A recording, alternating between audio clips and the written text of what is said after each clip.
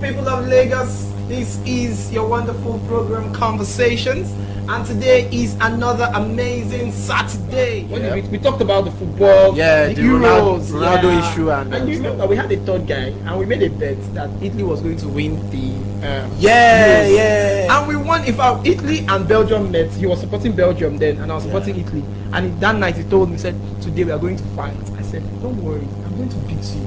I was so calm. You remember I had a soft spot for Kante and France. Yes. They just disappointed.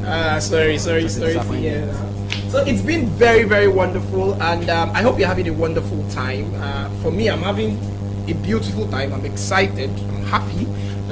Okay, last week I told you that I just finished my program here at Nigeria Institute of Journalism, and I'm back fully. So I wasn't available for the show for like a month and like 2 weeks, but now we are here for you. Gbenga, how are you feeling this morning?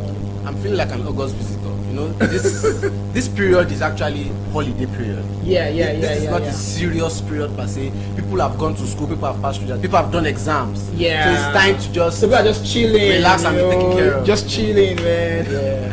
Okay, so today we have a very wonderful conversation to talk about today. And let me give credit to Gbenga. He brought the topic because all through the week, I was very busy during the week, but I was thinking, what are we going to be talking about today? And I'm like, God, nothing was just coming to mind. So I just sent him a voice note. Late minute. I'm like, guy, I beg help me before I go on air and start saying rubbish. So help me, what are we talking about today? And he said, guy, don't worry. He gave me like 3 topics and was like, let's do any of this. And I'm like, oh man. You know, I was even like hard pressed. Which one should I pick? I started because thinking, all of them were just so amazing. So I'm like, okay, we finally decided on one. So I'm going to give him the honors to introduce the topic. When he introduces the topic, we'll go on a very short break, and when we come back, we'll get into the conversation. So, Gbenga, what are we talking about today? Niger to the world, Japa or not to Japa? That's what we're talking about. Is it necessary to Japa? What is the... Okay, let me explain what Japa means for those of us who don't understand the slang. Japa means trying to migrate, run away. I wanted to be civil with the grammar. Trying to run away from your vicinity to greener pastures. Yeah. No, you already can see that it's going to be a very wonderful conversation. Trust me. To run away or not, to Japa or not, Canada, Australia, it's Norway this period. It's Norway they are going to now. Nobody's looking. See, it's places that people don't put attention to. That's where. But there's cold in Norway now. Okay, cold, not the Canada. Are you kidding me? Forget to Oslo, especially. Oh boy. Yeah. Turkey, Ukraine, Maldives. Dubai.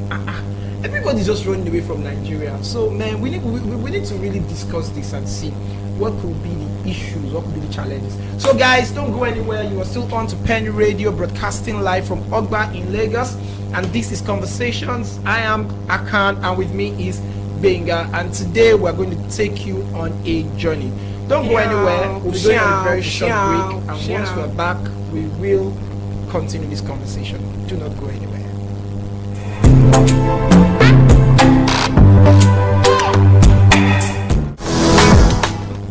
Welcome back, people, and that was Before You Wake Up by Adekunle Gold. I'm sure you enjoyed the song.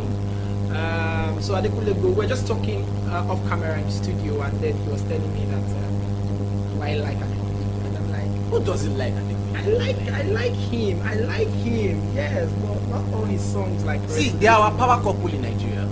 Okay. They are the Jay-Z and Beyonce of this. Okay. Actually, let me even hit you. I don't like singing. Can we continue the conversation? But I have nothing else to say.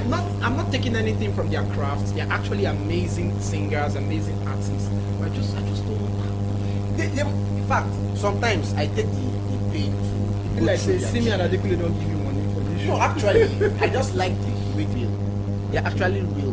Most of their songs and craft are related. Are songs that So yeah. I mean, Thank you. Are you okay now? Yeah, we can move on. Is your body calm down? Yeah. So we're talking about Japa or not. So one thing we need to first understand is that there is a trend of young people in Nigeria traveling out to go look for greener pastures, and this has become very big in the country right now. Everybody wants to go abroad because they feel that they cannot really realize their potentials here in Nigeria, and it's a sad reality. So we're asking, why do people actually travel? For me, people always ask me, guy, what are you still doing in this country? Go out and my guy even told me that, guy, even though it's South Africa, ordinary South here, just go. But maybe before now, I had never really seen the need to travel out, because I just felt like, oh, I go blow for this country. I don't know, please, it will happen. But I think the situation on the ground currently is really, really telling me, guy, leave this place. And two things particularly are pushing me out of this country. One, insecurity. Like, I just feel like we're sitting on the keg of gunpowder, and it can explode at any point. I don't know if you get my point. If I want to ride on this particular point, I would say that insecurity now is coming worldwide. Because I saw a news on Daily Mail online where in New York City, a woman came out of an SUV, just walked up to the car and shot it dead. Like camera caught it in New York City. And they've been having issues with gun violence and so insecurity actually is worldwide. The only reason why it's pronounced in this side of the world is because of the peculiarity of this side of the world. So for me, the insecurity we have here is senseless. It's man-made. It's not coordinated. It's not. You don't get my point. Like, see, at least over there is a fear of a proper system. Yeah. So then you know that if you commit crime, you're taking a risk, because if they nab you, you're going to jail for a long time. But here, people go and commit acts of terrorism, and they're still rewarded. Like, they're brought back into the system. No. So it's just senseless. And in an America, for example, you will know that the government will definitely put things in place to check system works. But here, they are killing people senselessly on a day. You can't even travel from Lagos to Ibadan here. It's crazy. Like, I feel if I want to understand the reason why people travel anywhere, I would ask myself, why is Lagos overpopulated today? People are traveling from their rural areas to Lagos because they feel Lagos have more opportunities. Obviously, Lagos actually has more opportunities. So you can just juxtapose that to why people are traveling out of Nigeria, because they feel there are better opportunities out there. That makes sense. So it's not about I don't like Nigeria. It's about I need to survive. You said a very key point here, and that's something I've seen because I had a lot of friends who are out of the country who are Nigerians. And the one particular vibe you get from everybody is that I don't hate Nigeria. I like Nigeria. The opportunities are not just there. But I need to stay where I can get opportunities. So there's this love. I remember during the NSAS protests, then we had so many of them supporting, some of them sending funds down to Nigeria. You know, Dr. Dipo Awojide? Yeah, I know him. You know he supported from? Yeah. Somebody tweeted, I was like, bro, at least show face for here. He said, he gave one funny response. I was like, at least I'm doing my best from overseas. I'm satisfied here to be physical. So fine, that's to show that he also wants to identify with being a Nigerian. He doesn't necessarily have to be in Nigeria. So these are pointers. Okay, I mentioned one of the reasons. The second reason for me is should I call it, this is not gradual. No, it's not gradual. The speedy, rushing, fast death of the Naira. Come on, the Naira just died. If you're earning in Naira right now, you're a poor man. There's no light at the end of the tunnel. In fact, we don't have NEPA on normal day. Not to talk about lights in the tunnel. You understand? So it's painful when you earn in the Naira. You're just broke. Because somebody said that a while ago, if you're earning, I don't know how they put it, but if you're earning, let's say $500, or if you're earning a 500,000, it was equal to a particular amount of money. If you're still earning 500,000, that's depreciated. So you're way poorer. 1 million naira is nothing at the moment. So if you had 1 million naira in your account as of 5 years ago or 10 years ago, the money is completely rubbish right now. And it's so sad because, I just think that there is a very, very systemic way of reducing the opportunities that are available for young people. And that's why young people are going out to look for where they can. I don't think and this is me being honest. Okay. I don't think there is any. I would say we've run out of encouragement. There is nothing anyone can say at the moment. We have an intentional problem in the country.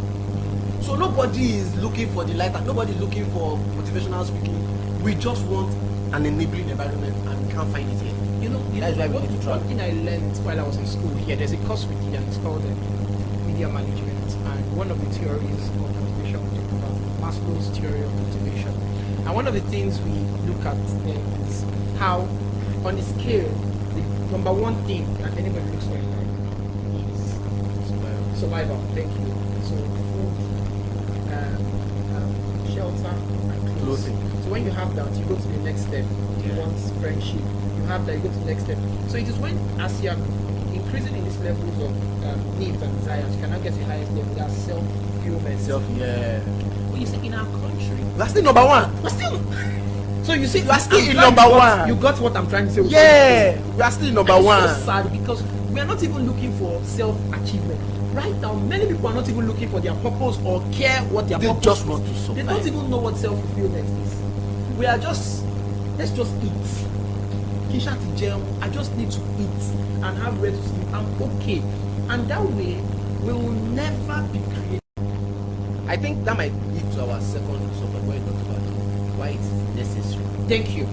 Because I feel see how things work In fact, outside a Nigeria. lady on Facebook has been on my neck for months. She keeps telling me, guy, go to Dubai and spend 2 weeks. Just 2 weeks.